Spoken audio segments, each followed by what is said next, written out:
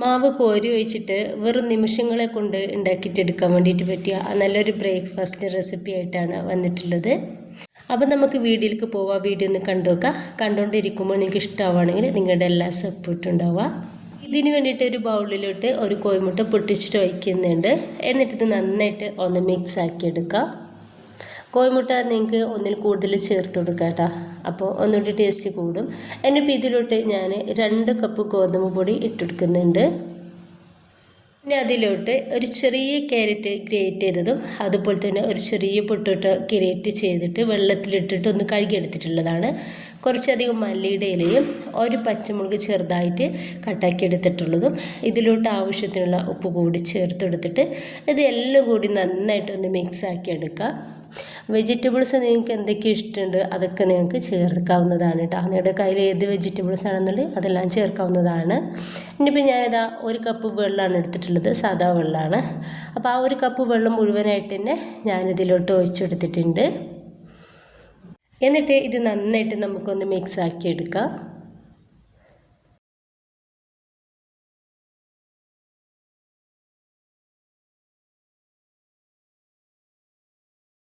ഇതിന് ശേഷം വീണ്ടും ഞാൻ 1 കപ്പ് വെള്ളൂടി എടുത്തിട്ട് അതിൽ നിന്ന് പകുതിയോളം ഒഴിച്ചെടുത്തിട്ട് വീണ്ടും ഒന്ന് മിക്സ് ആക്കി എടുക്കുന്നുണ്ട്.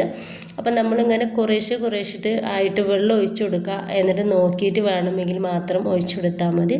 ചെറുതായിട്ടൊരു ലൂസായിട്ടാണ് നമുക്കൊരു ബാറ്റർ വേണ്ടത്.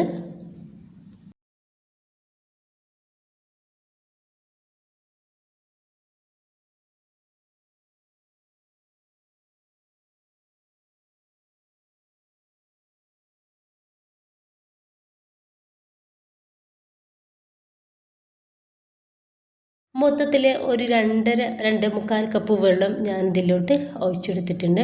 അപ്പോൾ ഈ ഒരു രീതിയിലാണ് നമുക്കൊരു ബാറ്റർ വേണ്ടത്. നന്നായിട്ടൊന്ന് മിക്സ് ആക്കി കൊടുക്കുക. ഉപ്പില്ലെങ്കിൽ ഈ ടൈമിൽ ഉപ്പിട്ട് കൊടുക്കാവുന്നതാണ്. ഇനിയിപ്പോൾ ചെറുതായിട്ട് ചൂടായിട്ടുള്ള പാനിലേക്ക് നമുക്കിതിൽ നിന്നും ഒരു കയ്യിൽ മാവ് ഒഴിച്ചെടുക്കുക. എന്നിട്ട് ചെറുതായിട്ട് ഇതുപോലൊന്ന് ചുറ്റിച്ചെടുക്കുക.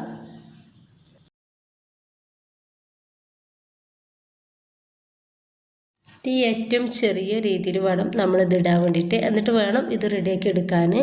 അല്ലാന്നുണ്ടെങ്കിൽ നമ്മളൊരു മാവ് നല്ല ചൂടുണ്ടെന്നുണ്ടെങ്കിൽ മാവ് ഒഴിച്ചെടുക്കുന്ന സമയത്ത് തന്നെ നമുക്കിത് ദോശയുടെ രീതിയിൽ ആവട്ടെ കിട്ടുക. ഇത് നമുക്കൊരു ചപ്പാത്തിയുടെ ഒരു രീതിയിൽ, ഒരു പൊറോട്ടയുടെയും ചപ്പാത്തിയുടെ ഒക്കെ രീതിയിലാണ് നമുക്കിത് വേണ്ടത്.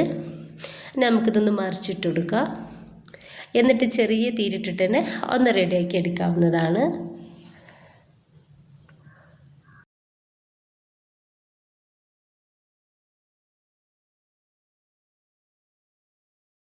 ഇതൊന്ന് റെഡി ആയിട്ടുണ്ട്. ഈ ഒരു സമയത്ത് നമ്മുടെ ഈ ഒരു ചപ്പാത്തി ഏകദേശം നന്നായിട്ട് പൊള്ളിച്ച് കിട്ടിയിട്ടുണ്ടായിരുന്നു കേട്ടോ. അപ്പോൾ ഇതാ നല്ല സോഫ്റ്റ് ആയിട്ടും നല്ല രീതിയിൽ നമുക്കിത് കിട്ടിയിട്ടുണ്ട്. ഇനിയിപ്പോൾ നമുക്കിത് പാനിൽ നിന്നും എടുത്ത് മാറ്റാം. അപ്പോൾ ഇതാ ഇതുപോലെ തന്നെ ബാക്കി കൂട്ടി ചെയ്തെടുക്കാവുന്നതാണ്. അപ്പം നമുക്ക് ഇതുണ്ടാക്കിയിട്ട് കഴിക്കാൻ വേണ്ടിയിട്ട് കറികളുടെ ഒന്നും ആവശ്യമില്ല. നമ്മൾക്കൊക്കെ തിരക്കിട്ടുള്ള ഒരു ടൈമിൽ നമുക്ക് ഇതുപോലെ ഉണ്ടാക്കിയിട്ട് എടുത്താൽ നമുക്ക് കറിയൊന്നും ഇതിലോട്ട് വേണ്ട കേട്ടോ. നല്ല ടേസ്റ്റ് ആണേനും. അപ്പോൾ എല്ലാവരും ഒന്ന് ട്രൈ ചെയ്ത് നോക്കുക. ഇഷ്ടമായിട്ട് നിങ്ങളുടെ എല്ലാ സപ്പോർട്ടും ഉണ്ടാവുക. ലൈക്ക് ചെയ്യാനും സബ്സ്ക്രൈബ് ചെയ്യാനും കമൻറ്റ് ചെയ്യാനൊന്നും മറക്കണ്ട.